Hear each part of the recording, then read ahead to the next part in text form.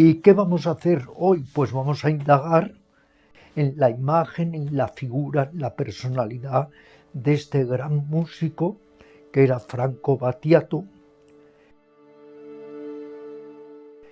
director de cine, pintor, escritor, gran buscador espiritual y mucho más. Battiato, desde una crisis que sufrió en los años 70, una crisis existencial, una crisis que casi le llevó a pensar en el suicidio. Una noche estaba seguro de morir, más de lo habitual, cuando llegué al máximo. Me dejé llevar, aceptando tranquilamente la idea de la muerte, cuando de repente comencé a sentir una energía inconfundible que, partiendo de la cabeza, pronto se estabilizó por todo mi cuerpo, aportándome una serenidad y una alegría que nunca imaginé que podría existir.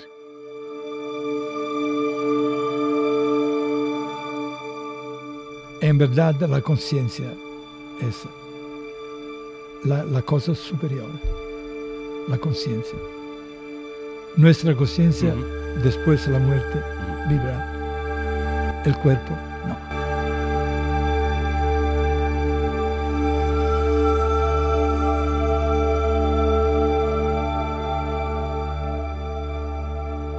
Piensa por ti mismo.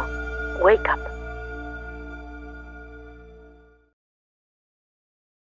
Estoy especialmente contento hoy, querido Alejandro, con este libro maravilloso en la mano, que es Franco Battiato y la búsqueda espiritual, cuyo autor, Antonio García Martínez, es uno de mis más íntimos amigos, es profesor de yoga, es procurador en los tribunales, es viajero incansable, es un lector realmente incombustible y, lo más importante, es una bellísima persona.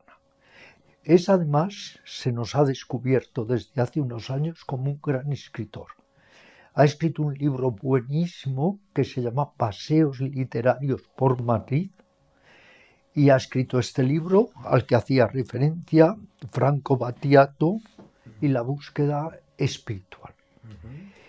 ¿Y qué vamos a hacer hoy? Pues vamos a indagar no tanto en Antonio, que es un poco el reflejo hoy de Franco Battiato, sino también en la imagen, en la figura, en la personalidad de este gran músico que era Franco Battiato, director de cine, pintor, escritor, gran buscador espiritual y mucho más. Y decir un poco, ¿verdad, Antonio? Ahora tú lo corroborarás, que aunque casi no había nacido Alex, Franco Battiato estuvo ya en Madrid y tuvo un gran éxito en el Teatro Alcalá, en el centro ahora que se llama Huécit, el Palacio de los Deportes. Intervino en el Festival de San Remo, ¿verdad, Antonio? En el Festival también de Benidorm. No, en Benidorm, pero San Remo sí y otros, ¿eh? Sí. Uh-huh. Y luego lo más esencial, que de alguna manera aunó muchas búsquedas, muchas sendas espirituales que tú has ido indagando como un avezado detective, como pongo en el prólogo que te he hecho, has ido indagando para de alguna manera también relacionarlo con sus canciones, que todas son altamente significativas. Bueno, te agradezco mucho la introducción que me has hecho, Ramiro, y agradezco también que la invitación que me ha hecho Alex para hablar de Franco Battiato. Y bueno, pues lo que has dicho, bueno, es una introducción muy, muy bonita. Y bueno, pues este libro lo he escrito por, diríamos que Battiato ha sido la banda sonora de mi vida. Ha sido la banda sonora de mi vida porque desde principios de los 80 he escuchado canciones de Franco Battiato, tengo toda su discografía y bueno, me ha interesado mucho, sobre todo por esa faceta que mucha gente desconoce, que es la faceta humanística y espiritual de Franco Battiato, porque todo el mundo la conoce como cantante. Pero esa faceta espiritual, esa constante espiritual que tenía Battiato, muy pocas personas la conocen. Entonces, yo he querido reflejar en el libro esa búsqueda, y de hecho he analizado 82 canciones. Qué bárbaras. De las 82 canciones que tienen citas al misticismo, a la religiosidad y a la espiritualidad en general. Porque Battiato, desde una crisis que sufrió en los años 70, una crisis existencial,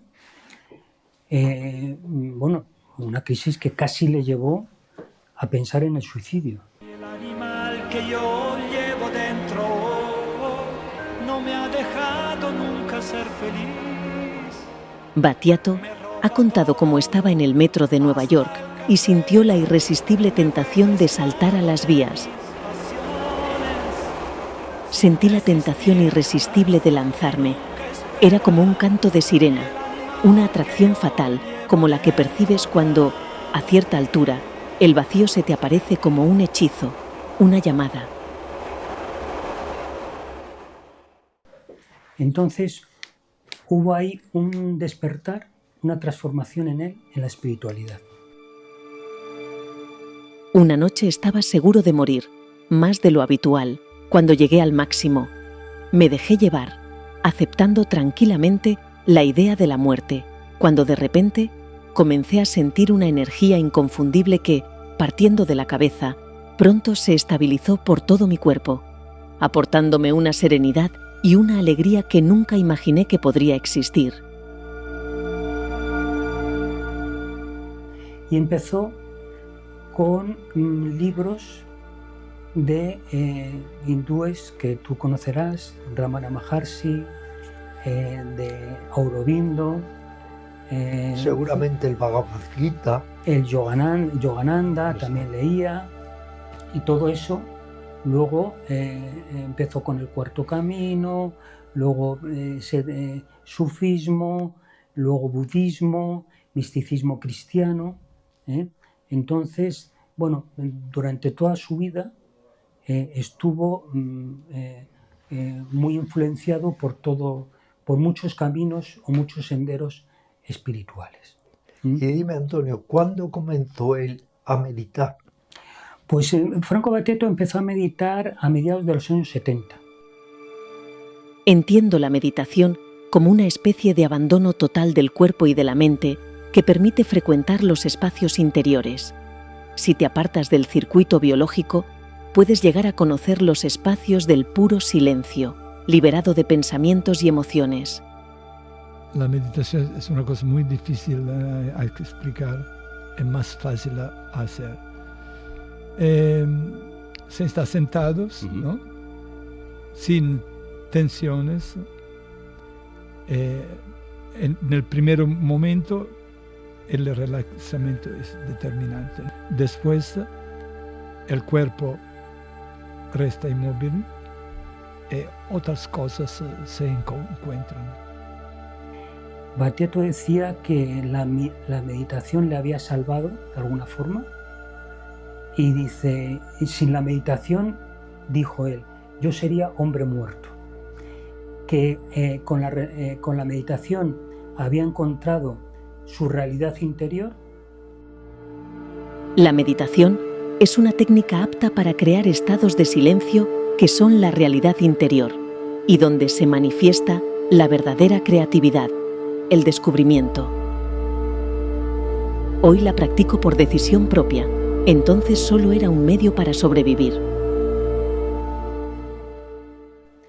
Y decía, que yo estoy totalmente de acuerdo, que debería ser transmitida en la educación, en los colegios, vamos. Que tendría que incorporarse como asignatura en los colegios, la meditación. Entonces, pues Battiato estuvo como cerca de 40 años meditando. Desde mediados 70 meditaba 2 veces al día, él lo ha dicho muchas veces, en entrevistas, como 45 minutos o 1 hora por las mañanas, de madrugada, y luego por la tarde al atardecer, que es como tú muy bien sabes, Ramiro, Sí. es el momento en lo que es la conjunción del día y la el noche. amanecer y el Exacto. atardecer. Y el, También hacía como 45 minutos o 1 hora de meditación diaria. bueno, como haces tú, eres un fiel Bueno. seguidor de Battiato en todo, porque bueno, tú le superas, porque tú por la mañana, ¿desde qué hora te levantas a meditar y a hacer Hatha Yoga? Pues normalmente sí, a las 6:30, 7 de la mañana. A las 7 de la mañana me levanto a hacer Hatha Yoga y... Pase lo que pase, lo hace Alex. Cuando está enfermo también, o sea, constantemente meditación y yoga físico. Bueno, y tu amor por Battiato, esta pasión que te ha hecho seguirle por muchas partes de Europa, ¿cómo se suscitó? ¿Cuándo fue la primera vez? Pues primero un poco por las canciones que empezaron a llegar a principios de los 80, la era del jabalí blanco, el tema de centro de gravedad permanente, Yo quiero verte danzar. Bueno, todas esas canciones me producían un sentimiento, llegaron muy dentro de mí, ¿no? Y entonces, pues a partir de ahí empezó esa conexión con Battiato tan especial, con su música, y luego esa música me llevó a sus enseñanzas. Es curioso que empecé a leer, por ejemplo, a Gurdjieff, George Ivanovich Gurdjieff, por medio de Centro de Gravedad Permanente. Busco un centro de gravedad permanente. Entonces empecé a leer libros de Gurdjieff, fragmentos de una enseñanza desconocida o En busca de lo milagroso, que es un libro que recomiendo, que es sobre las enseñanzas de Gurdjieff, escrito por un discípulo de él, que es Uspensky. Uspensky. Entonces, no solo fue escuchar su música, sino también la transmisión de todas esas enseñanzas que contenía las letras de la música de Battiato. ¿Qué es lo que tú has ido analizando? Que yo iba analizando en comentarios desde cronológicamente, desde los finales de los 70 hasta sus últimas canciones en el 2000. Por ejemplo, Centro de Gravedad Permanente, ¿qué nos dices? Por ejemplo, Centro de Gravedad Permanente es una cita de Gurdjieff. Gurdjieff hablaba de varios centros que tiene el ser humano, hablaba de un centro instintivo, de un centro motor, del centro intelectual, del centro emocional y del centro sexual. Entonces, para Gurdjieff había estos centros, en alguna persona estaba más desarrollado el centro emocional y para otros el centro intelectual. Entonces, hablaba de un centro de gravedad permanente para que todos los centros funcionaran armónicamente. Y si funcionara armónicamente es cuando se daba ese centro de gravedad permanente. Por eso Battiato habla en su canción Busco un centro de gravedad permanente. De ahí viene. Él lo buscó toda su vida. Toda su vida. Pero dentro de que siguió tantas líneas, sí. Sufismo, el Cuarto Camino, sí. La mística cristiana, etc., ¿por cuál se inclinó él más o en el seno de cuál de estas tradiciones encontró la muerte? Pues yo voy a analizarlo de esta forma. Al principio estuvo muy influenciado por el Cuarto Camino. De hecho, estuvo como 10 o 11 años en una escuela en Milán, cuando estuvo en Milán, en una escuela del Cuarto Camino, que lo creó un discípulo directo de Gurdjieff, que se llamaba Henry Tommaso. Entonces empezó él en el Cuarto Camino. Luego del Cuarto Camino pasó al sufismo, porque claro, en el Cuarto Camino hay mucha influencia del sufismo. Entonces, con las lecturas de Rumi Y él, yo creo, ahí estuvo durante una época influenciado mucho por el sufismo. Después del sufismo, yo diría que pasó al budismo. En el budismo también hay muchas canciones que están influenciadas dentro del budismo. Y terminó, yo creo que en el misticismo cristiano. Terminó en los Padres del Desierto, en Santa Teresa de Jesús, San Juan de la Cruz. Ahí le influyó mucho. Yo creo que la última etapa de su vida, el misticismo cristiano es lo que más le influyó dentro de las diferentes vías. Y tú, como avezado detective Sí. de la vida y actividades de Franco Battiato, ¿puedes de alguna manera especificar cuándo empezó su despertar espiritual, ya que estamos en un Sí. espacio wake up, despertar de conciencia? ¿Cuándo empezó Battiato a despertar o a interesarse por toda esta búsqueda espiritual? Sí. Él empezó con una crisis existencial, además lo cito en el libro, sobre todo en una crisis que sufrió estando en Nueva York.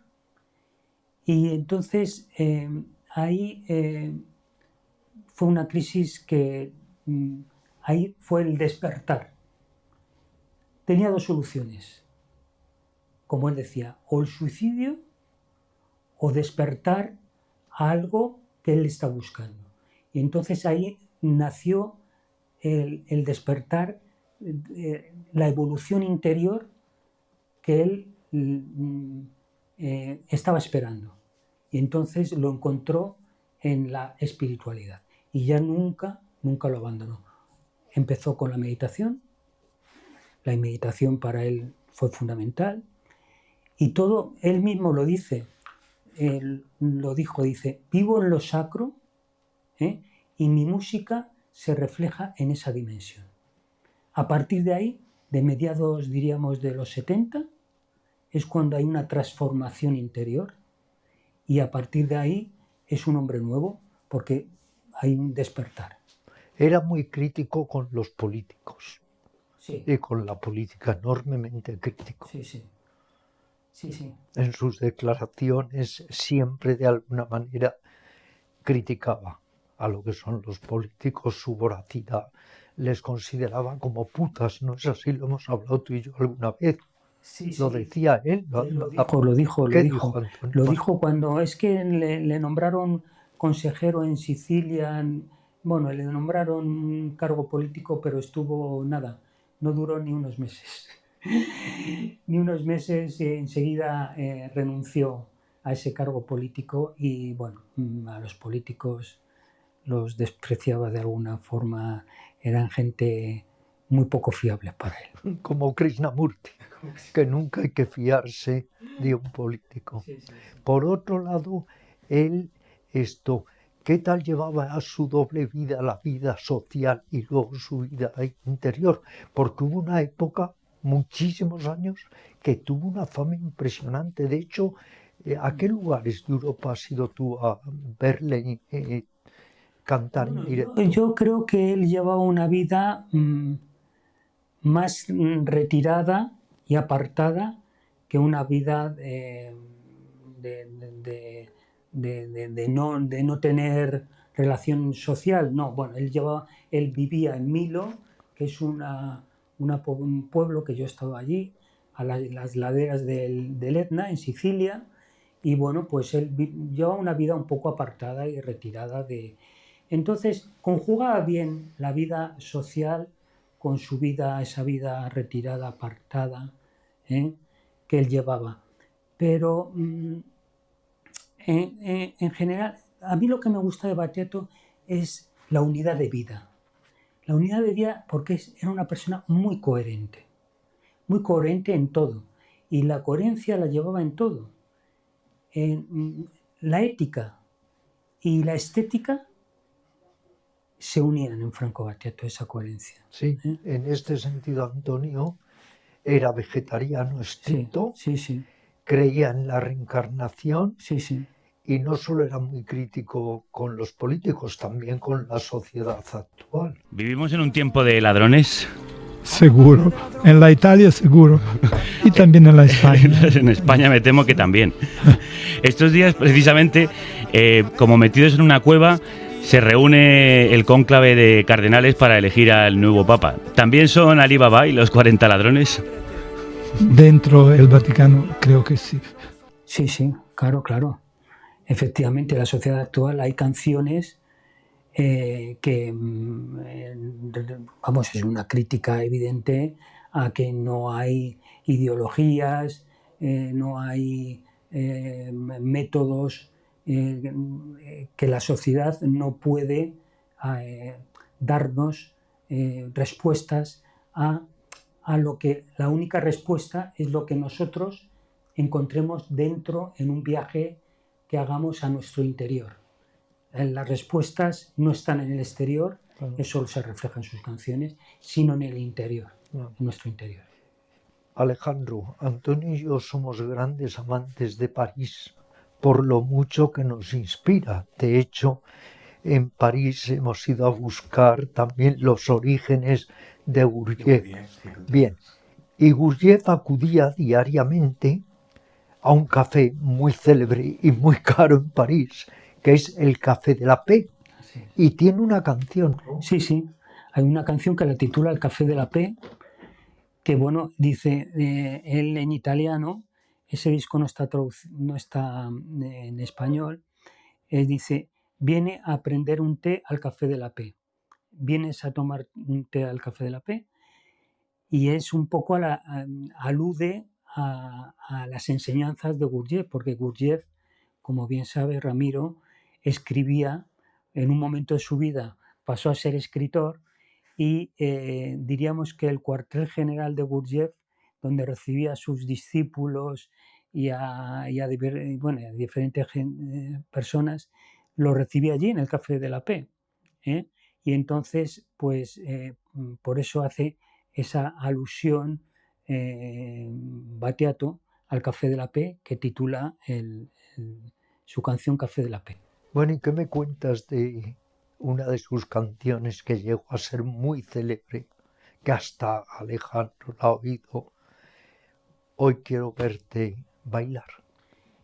Yo quiero verte danzar como derviches tourneos que giran sobre la espina dorsal. Sí, bueno, pues es una de las canciones más emblemáticas, más conocidas de él.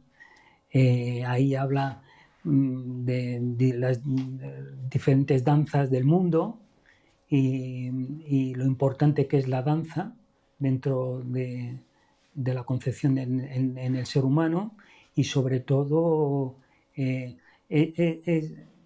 la introduce en varios discos. Uno es Ecos de danza sufí, habla de los derviches, de las danzas de los derviches, y es una de las canciones que en todos sus recitales, antes me decías, ¿has ido a muchos? Pues sí, pues la verdad es que he ido a muchos conciertos, no solo aquí en España, sino también fuera de España, en Milán, he estado en Roma, en conciertos de Battiato. Pues era una de las canciones que siempre en sus conciertos se Es cantan. curioso porque hay gente hoy en día que le considera poco comercial, pero sin embargo he estado comprobando con datos ciertos que ya hace muchísimos años de algunos de sus discos llegó a vender más de 300.000 copias. Quiere decir que en su época fue enormemente célebre. Yo recuerdo las veces que vino a España, acarreaba infinidad de votos. En la era del jabalí blanco yo creo que vendió hasta 1 millón de copias. Fíjate, en su que día. en esa época, Era muy conocido en Italia, pero en parte de Europa, no solo en España. En España yo recuerdo que cuando quería sacar unas entradas para el concierto de Battiato se llenaba y era complicado. Y en Francia, en diferentes sitios de Europa iba, y la verdad es que en Europa ha sido muy conocido. El que comenzó un poco en la senda o en el rock. No. Sí, ¿no? Al principio Bueno, un sí, poco, sí, ¿no? sí. Empezó un poco siendo rock. Bueno, no era rock, era música techno, bueno, le llamaban techno, era música, sí, todo era Electrónica un poco, electrónica, todo era música así, poco texto y, o sea, y sí, los años 70, pero hubo un cambio ahí, yo creo que a partir de leer ciertos libros y de cambiar después de su crisis empezó a cambiar y ya se hizo un poco más comercial. Él tuvo un disco muy, digamos, provocativo y llamativo. Recordarás que se llamó Fetum, que en la carátula del disco aparecía un feto. Y eso fue, creo, una gran, digamos, conmoción social. Y fue en esa época la tecnología, sí. En la electrónica. En la electrónica, fue la época esa electrónica. Y luego pero esa duró pues como 10 años, los años 70. Bueno, y entonces trasladémonos al último concierto en el que tú le viste. ¿En qué época fue? Pues el último concierto fue en el 2017 aquí en Madrid. Poco antes de morir. Bueno, él murió en el año 21, el 18 de mayo del 21. Pero él ya en el 2015, él en un concierto en Bari, precisamente, o sea, estaba cantando Yo quiero verte danzar, precisamente, sí. Tropezó, se cayó y se rompió el fémur. En Bari. Y se rompió el fémur. Y a partir de esa caída, bueno, ya no era el mismo Battiato de siempre. Pero bueno, ya siguió haciendo conciertos y el último en Madrid que yo estuve fue en el año 2017. Y en el año 2017 recuerdo que yo tenía unas entradas para ir a Lugano, a Suiza, a verle en un concierto y bueno, pues también tuvo otra caída, ¿sí?, en su casa. Y ahí se rompió el fémur y la pelvis. Y a partir de ahí ya empezó que si había un deterioro cognitivo, había quien decía que sí, sufría Alzheimer, en fin, que ya a partir de ahí ya la familia lo tenía todo como muy en secreto, la enfermedad, sus colaboradores no sabían nada de él y a partir de ahí ya empezó la enfermedad hasta que, bueno, cuento ahí un poco la enfermedad y la muerte que le llegó el 18 de mayo del 2021. ¿Y amigos íntimos de él? Bueno, tenía muchísimos amigos. Por ejemplo, Yuri Kamikaska ha sido un gran amigo de él. Estuvo en los últimos, por ejemplo, la canción Nómadas es de Yuri. Por ejemplo, el Carmelo Diez, que es sobre la carmelita Edith Stein, que murió en Auschwitz, es una de las canciones también y la canta Battiato, también es de Kamikaska. Bueno, también Alice ha sido una de las cantantes y muy amigas de Franco Battiato. Está Roberto Calasso, es el que le llevó de alguna forma a los grupos del Cuarto Camino, en fin. Bueno, tú tuviste una experiencia muy curiosa, cuéntanosla, y muy emotiva, no hace muchos meses precisamente, en una presentación, ¿no?, de Battiato aquí en Madrid, o en un acto relacionado con Battiato, conociste a su primo. El primo te dijo que era necesario que este maravilloso libro se tradujese y se publicase en Italia. Y me quería llevar a Riposto. Battiato nació el 23 de marzo de 1945 en una población en Sicilia que se llamaba Jonia y luego al poco tiempo se denominó Riposto. Y Riposto, que yo he estado en Riposto, es una población que está entre Taormina y Catania. Está en en el Mar Tirreno allí, es muy bonito. Y entonces este Primo de Battiato, estuve en un concierto, Alice sacó un disco recientemente que es Alice canta a Battiato, con canciones de Franco Battiato. Entonces, y dio un concierto en Madrid. Y dio un concierto en Madrid. Entonces yo le llevé este libro a Alice. Cuando terminamos el concierto me lo agradeció mucho que le diera este libro, le gustó mucho que hubiese escrito un libro sobre Franco Battiato, y conocí al primo de Franco Battiato, que quería que fuera a Sicilia a presentar este libro.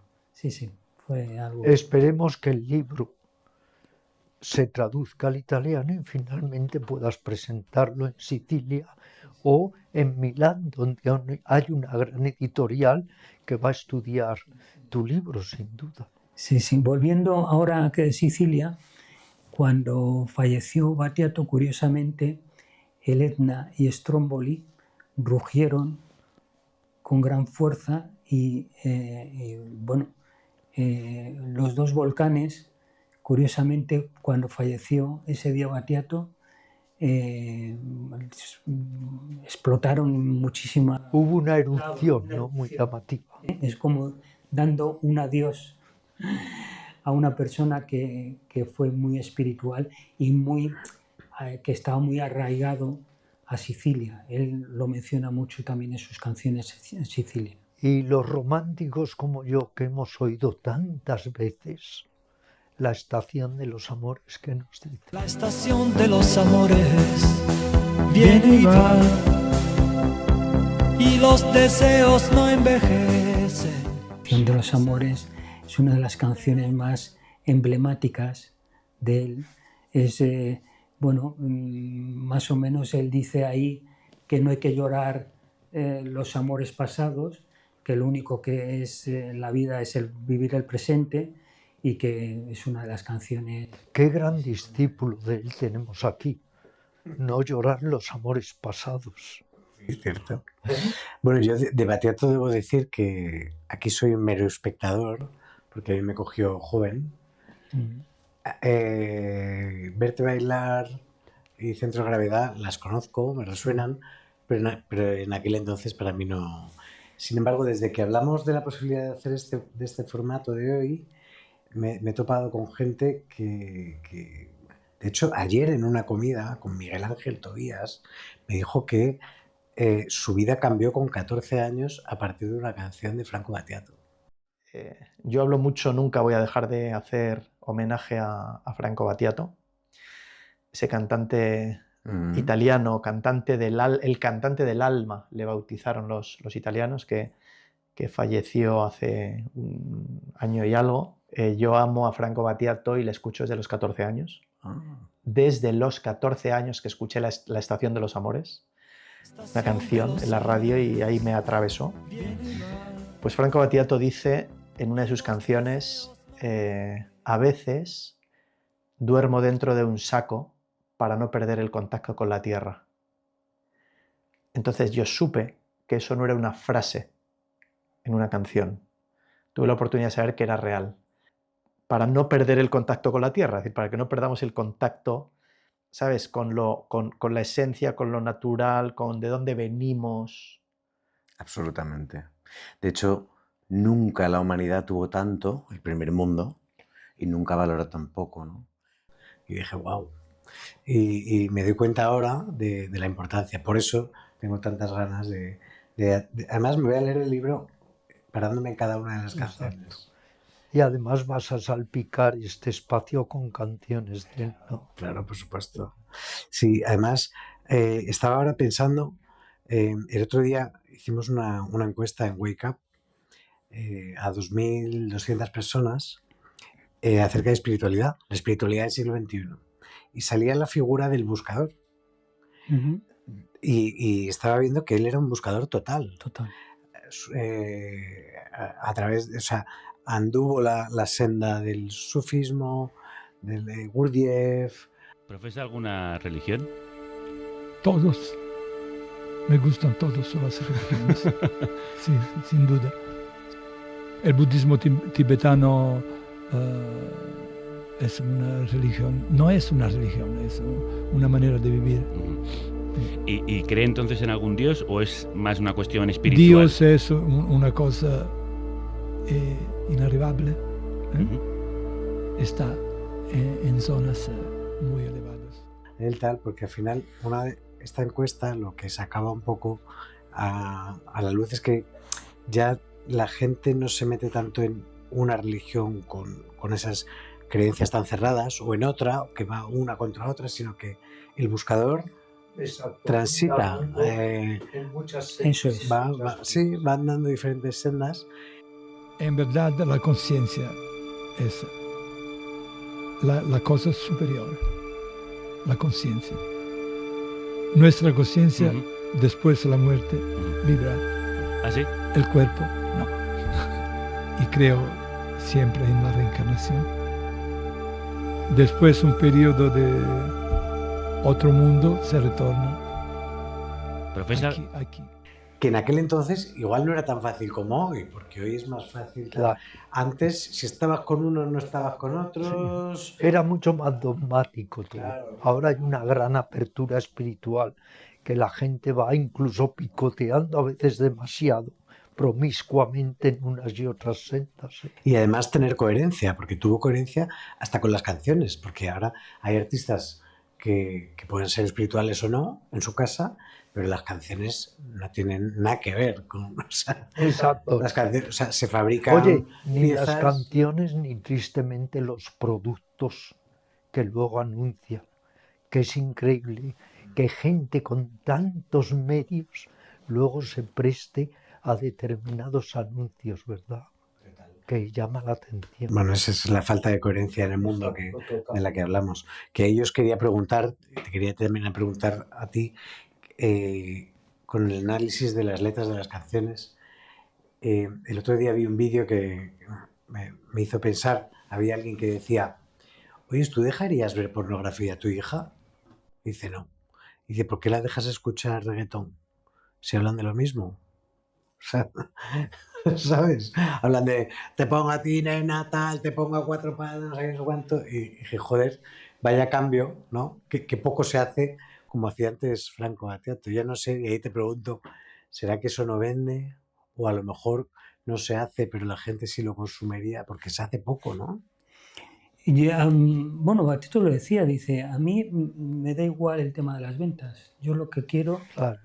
me da igual el tema de las ventas. Él no hacía las canciones por ser más comercial o vender.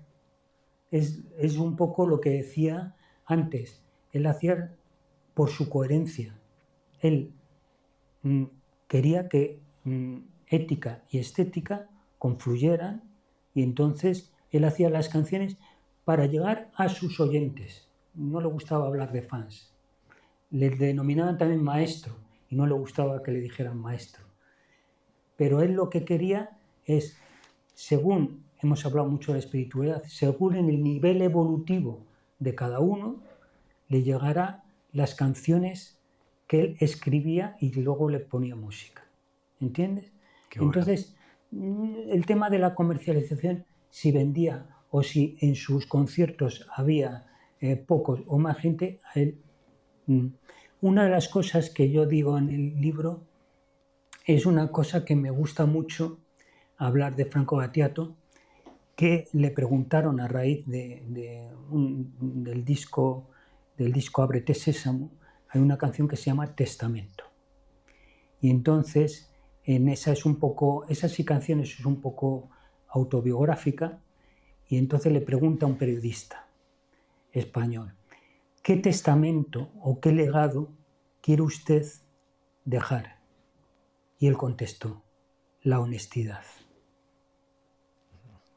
Qué bueno. Qué gran respuesta. Es La muy honestidad. wake up, Battiato, ¿eh? Muy wake up. La honestidad. ¿Cómo le viste la última vez en el último concierto? Yo, bueno, le vi...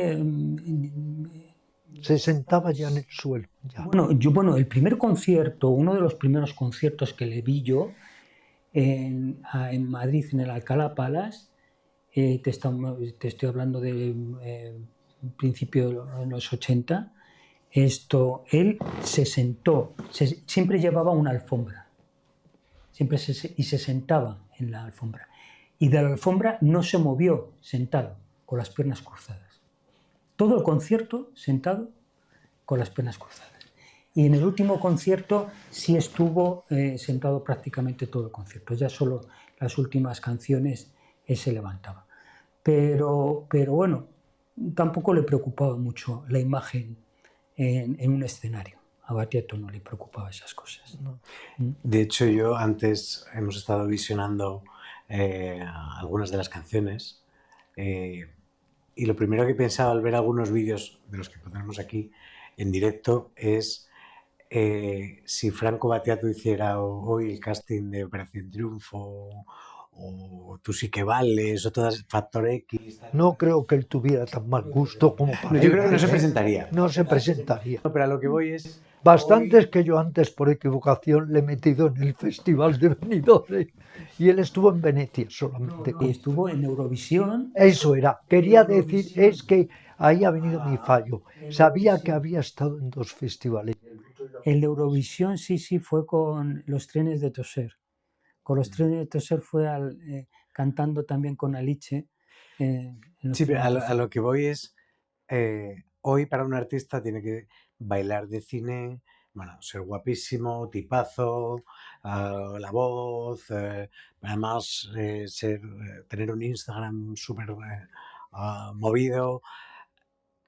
O sea, parece como que nos fijamos más en el contenido, o sea, en el continente más que en el contenido, porque Claro. Franco Battiato no cuidaba tanto todas esas imagen. cosas. Digamos que la gente valoraba el fondo de las Eso es. cosas, no la estética. Y ahora es todo lo contrario, ¿no? Y hablando, disculpad un momento, hablando de conciertos, el primer cantante que dio un concierto, diríamos pop o de música melódica, que dio un concierto en el Vaticano, en presencia de Juan Pablo II, fue Franco Battiato. El primer cantante que dio un concierto que él, cuando le llamó su agente, no se lo creía. Y lo mencionó ahí, que fue, y además el mismo Papa le dijo el repertorio que tenía que cantar, ¿sabes? Las canciones que tenía que cantar. Y fue el primer cantante que dio. Aunque yo sé que te gustan todas las canciones de Battiato, personalmente tú, para ti, ¿cuál elegirías? Muy difícil, muy difícil. Pero bueno, estamos entre, por ejemplo, Y te vengo a buscar, que me parece una canción preciosa, La sombra de la luz, elegiría Centro de gravedad permanente, elegiría, por ejemplo, bueno, Quiero verte danzar, de las últimas elegiría Testamento.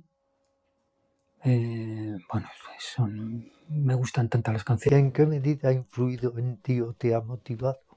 Porque tú cuando empezaste con Battiato ya eras un buscador, ¿no? Eras un buscador ya.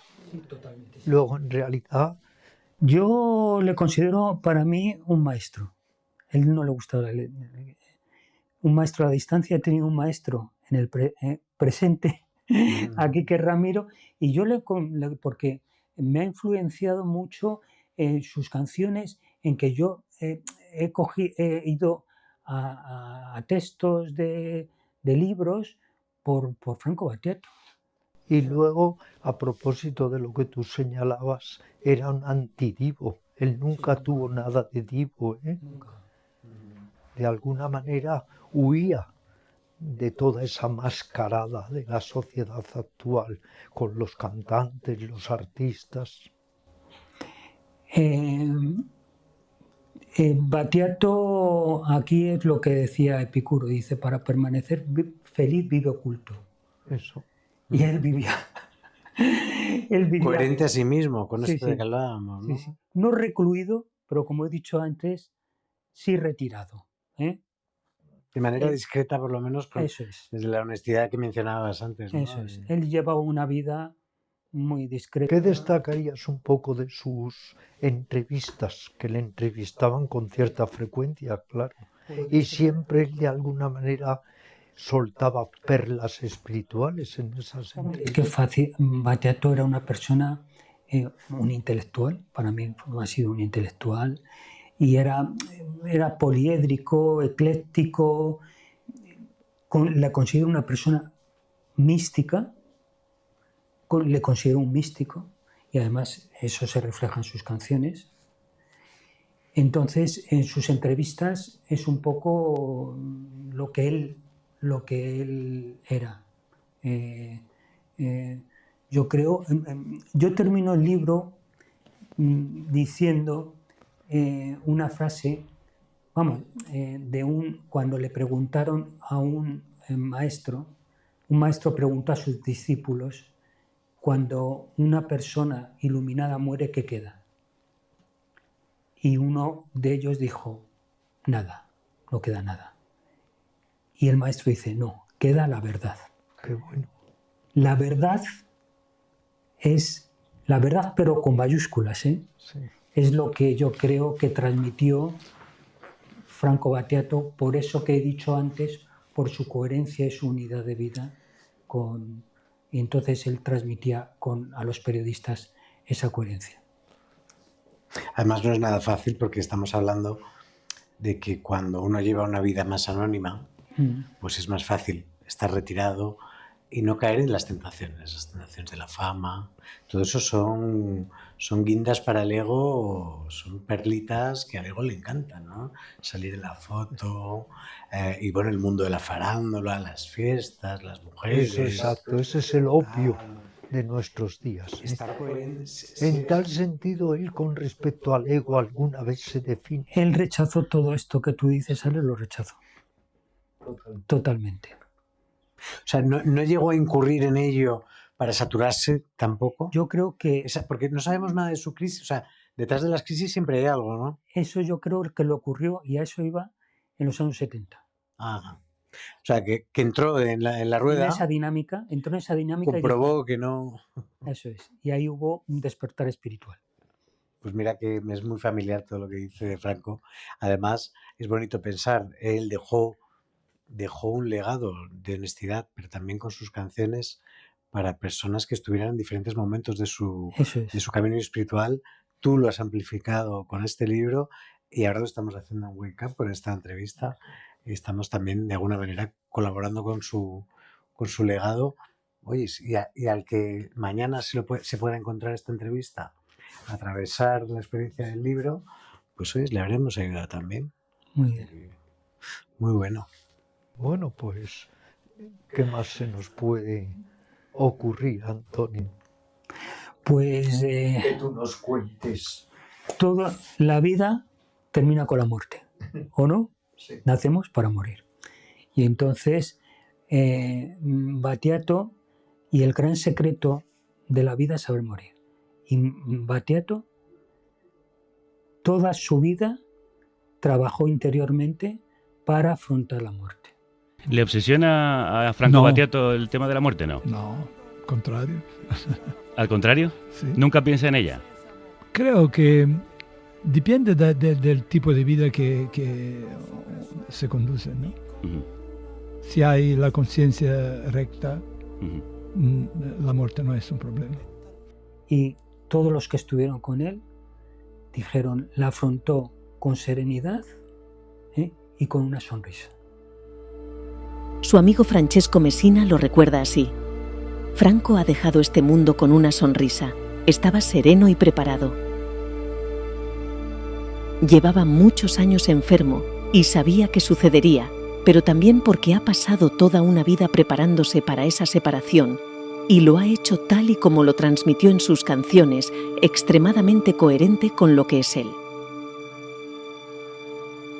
Con la invitación al viaje que siempre nos propuso, considerando que la existencia tiene un principio y un final, pero es un viaje que puede volver a empezar porque él creía en la reencarnación.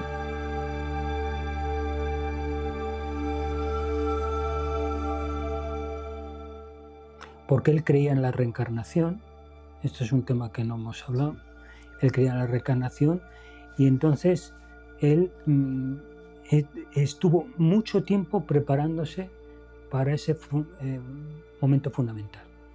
Y creo siempre en la reencarnación. Después un periodo de otro mundo se retorna aquí. Y es que quien no se prepara para la muerte es que no ha aprendido nada de la vida. Es que no ha aprendido nada. Entonces, bueno, creo que ha sido una persona que ha sido tan coherente con su vida que incluso toda su vida, desde que salió al público hasta que llegó su momento, fue una vida para mí admirable en cuanto a dejarnos un legado de enseñanzas que cualquier maestro espiritual hubiese hecho. Qué bueno. Siempre en busca de ese despertar de la conciencia para sí mismo y para poder trasladarlo a los demás. Que además poca gente en el mundo puede decir que, en parte gracias a él, sobre todo yo ya te digo que lo he comprobado en diferentes personas que me han hablado de la importancia de sus canciones, haber dejado un lugar mejor del que se encontró o haber dejado esa aportación, ¿no? Para que el mundo fuera un lugar mejor. Que Pues sí. Para mí ese es el único legado. Todo lo demás de que dejen una calle con mi nombre y tal, eso es ego y es postureo.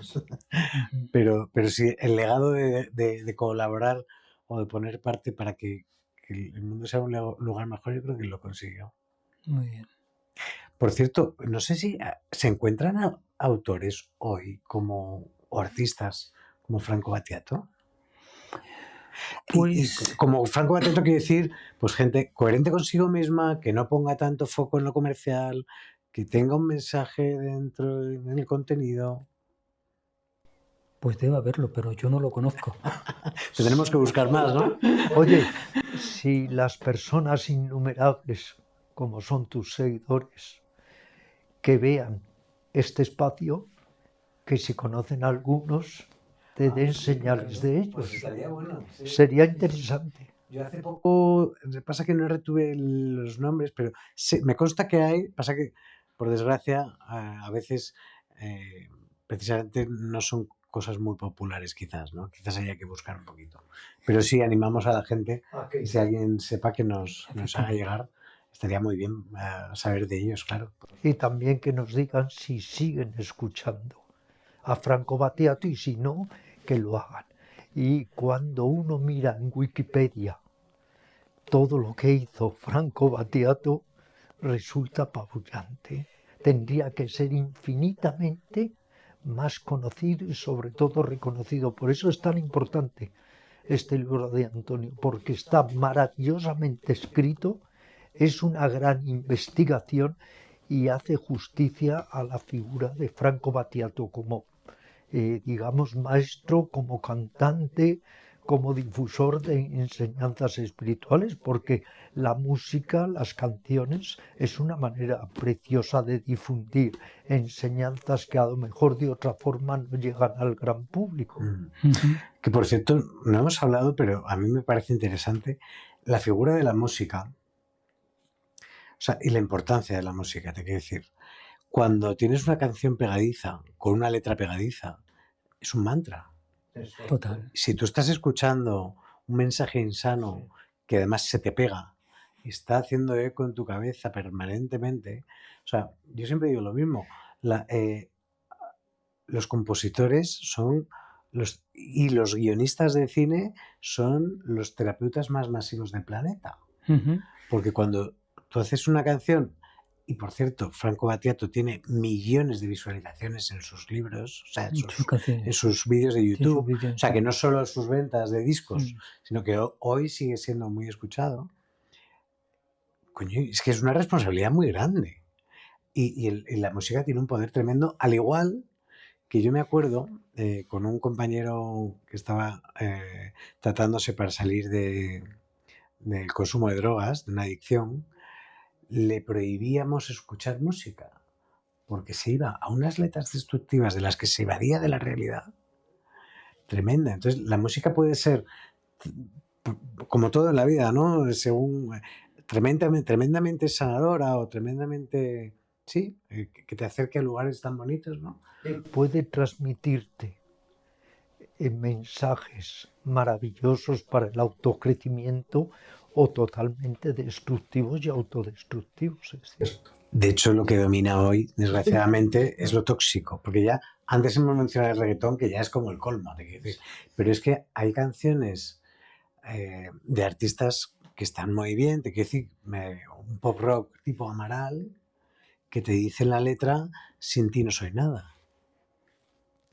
O sea, si tú estás sin ti no soy nada y te deja tu novio o tu novia tal, estás haciendo eco de no soy nada sin él. O sea, es tremendamente tóxico, según un poco. Y no está diciendo una salvajada de voy a pegarme la fiesta y no sé qué, no dice nada de eso. No, pero es que hay rock que invocan al diablo. Un rock satánico. Eso es ya preocupante. Vamos. Pero en heavy metal y cosas de estas invocan. Entonces, eso, en cambio, si una persona le da por hacer una música con contenido sacro, este es un loco. En cambio, lo otro. Sí, porque esta sociedad todo tiende a desacralizarlo. Claro. Cuando surge una persona que trata de sacralizar la vida, la sociedad, la amistad, el amor, pues efectivamente o se la rechaza o no tiene éxito. Sí, pero fíjate que si tú eres consciente de que si escuchas una banda satánica es lo que hay. Pero a veces hay artistas que son gente muy sana, muy tal, con unos mensajes tremendamente tóxicos que ni siquiera ellos yo creo que son conscientes, porque hay mucha inconsciencia en la sociedad, en el planeta, la humanidad y también en el mundo de la música. Y porque ellos además son tan tóxicos que no se dan cuenta de su propia toxicidad. Es como si dijéramos, la serpiente venenosa, una víbora, es consciente de que es una víbora, no. Y entonces están expandiendo un mensaje que en lugar de ayudar a la verdadera autoestima, la está minando y la está destruyendo. Absolutamente. Por eso a veces dices, joder, este autor que me gusta, no, pero... pueden ser autores de culto y todo, que dices, madre mía, si analizas la letra, esto machaca la autoestima de cualquiera. Pero de las artes, lo que tú has dicho, Alex, la música probablemente es la que más influencia tenga. La que más. La que más. No, es que estás metiendo mantras en la cabeza de la gente permanentemente y luego tu subconsciente toma nota de absolutamente todo y a veces tu consciente también, porque además son figuras muchas veces los artistas a seguir, ¿no? Ahora mismo Claro. pues las niñas quieren ser como sus cantantes favoritas claro. y lo que diga en la letra de canción esa niña, esa cantante, va a influir en millones de letras y seguramente que incluso, o sea, que todos nosotros estamos de alguna manera influidos. Por eso hay que escuchar a Franco Battiato.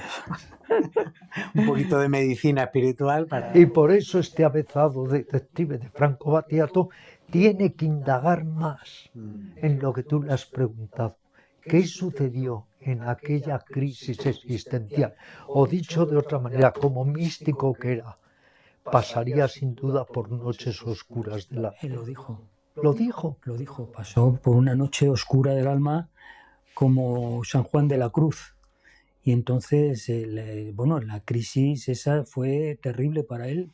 No sabía cómo salir del mundo ese, que hablamos de ese, del mundo de la música, del mundo que le idolatraban. Sí, la fama, las fiestas. En esa época, se puede deducir que en esa época recurriera también a sustancias tóxicas. Sí, lo dice él en un momento determinado, en una entrevista lo dice, que en esa... Sí, pero dice que, fue probarlo... Coquetear. Sí, coqueteó con... dice que tomó una vez mescalina y... Porque hay una de las canciones que habla de eso, de la mescalina, habla, y habla Shock in My Down, dice despierta Kundalini y para huir de las tribus estas y de las drogas y tal. Y entonces él ahí en el libro hablo de que en una entrevista le dije, no, en los años 70 sí probó una sustancia y dijo, esto no lo quiero más, y no lo voy a tomar más. Y tomó mescalina una vez y dice que no quiso ya más probar ninguna sustancia y que dice que no, vamos, que no entrar en la vía de temas de drogas y tal no conlleva a nada positivo. Yo tengo un amigo muy cercano que afortunadamente cambió precisamente la vía de las drogas por la vía de la meditación. ¿A quién me estoy refiriendo? No lo sé, pero... Sí, total. De hecho, estaba pensando, porque hay que tener personalidad, y Franco seguramente la tenía. Te quiero decir, ser artista hoy implica esas fiestas, ese tal, y además de una forma casi glamurosa o romántica, ¿no? Sí, el culto al Sí, decía ego. que en los 70 todo Y el si mundo... ya eres de rock and roll, ya, bueno, ya tienes que presuntamente destrozar suites de hotel con grandes fiestas solo por ser una estrella del rock, ¿no? Y va como en el pack. Y decir no a eso, bueno, pues implica personalidad, por supuesto.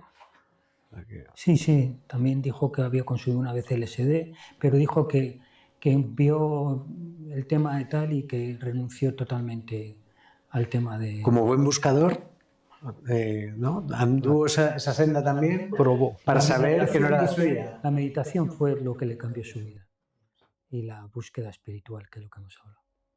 Qué bueno.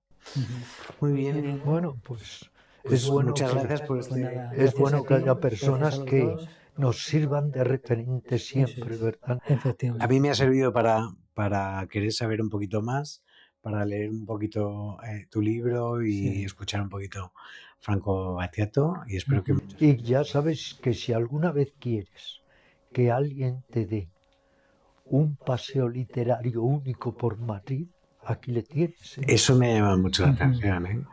Sí, autor, es un libro magnífico de paseos literarios por Madrid.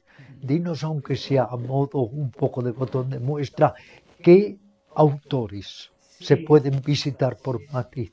¿Qué casas de autores? Es un libro que se trata de pasear por Madrid con una serie de autores que a mí siempre me han interesado desde mi juventud. Y bueno, pues hay un capítulo dedicado al siglo de oro: Cervantes, Lope de Vega, Quevedo, Góngora, todo el barrio de las letras. Tengo uno de Miguel Hernández, Antonio Machado, otro de Un paseo de Azorín, otro de Juan Ramón Jiménez, otro de Ramón Gómez de la Serna, otro de Valle Inclán. Y bueno, pues se trata de hacer un paseo a modo turístico literario por el Madrid de estos escritores que desde que llegaron a Madrid hasta que se fueron a Madrid. Y bueno, pues se trata de bueno, un libro que... Y si alguna vez vamos a Sicilia, nos hará un paseo músico espiritual. Siguiente entrevista en Sicilia, confirmado. Bueno, yo antes he dicho, Franco Battiato me llevó no solo a leer muchos libros sobre espiritualidad, también me llevó a hacer muchos viajes por Franco Battiato, por sus canciones. Porque en sus canciones, por ejemplo, he mencionado Toser. Yo desconocía Toser dónde estaba. Toser está en el sur de Túnez, es la puerta del desierto de Túnez, y estuve en Túnez haciendo un viaje por el desierto y fui a Toser, que había entonces, cuando fui, un vuelo directo de Madrid. He ido a San Petersburgo por Franco Battiato, por una canción que se llama Perspectiva Nevsky. También he ido a Berlín por una canción que se llama Alexanderplatz, que es una de las canciones de Battiato. A Damasco, en Siria, he estado. Alexanderplatz es una de las canciones. Alexanderplatz auf Wiedersehen, y hacía frío, dice la canción. Y es, por Franco Battiato... ¿Has conocido medio mundo? No, bueno, medio mundo, pero sí he ido a muchos sitios por las canciones. Eso sería a lo mejor motivo de otro libro. Franco Battiato y sus viajes. Entonces, sí he ido a muchos sitios por canciones de Franco Battiato. Me apunto el de los paseos literarios porque Bueno, yo viví en calle Cervantes, Sí. en Las Letras, Sí. en la casa donde viví y murió, que hay una placa en la puerta. Sí, sí, claro. Ahí estuve viviendo yo 5 años Sí. y siempre tenía esa sensación. Yo, de hecho, hay unos tours por el Retiro Mm. que cuando estás en el sitio con la historia, o sea, el sitio te cambia radicalmente. Sí, Y yo sí. estuve mucho tiempo en ese barrio sin del todo... Algo siempre, ¿sabes? Algo siempre te llega o siempre indagas y tal, pero me interesa porque no me sé nada. Y cuando conoces un lugar, conociendo las historias del lugar, se convierte en otro lugar, totalmente. Pues muy bien. Pues nada, muy bien. Pues muchas gracias. Nada, gracias a vosotros. Fenomenal. Y nada, Ramiro, seguimos. Despierta. Wake up.